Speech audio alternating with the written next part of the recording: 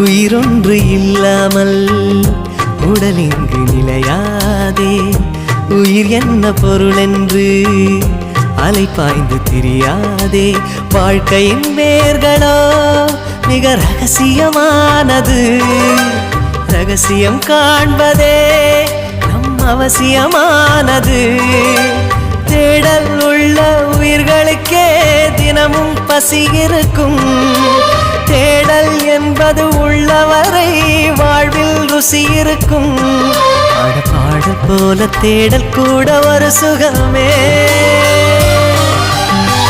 இசை பாடி வரும் இளம் காற்றுக்கு உருவமில்லை. காற்றலை இல்லை என்றால் ஒரு பாட்டொலி கேட்பதில்லை.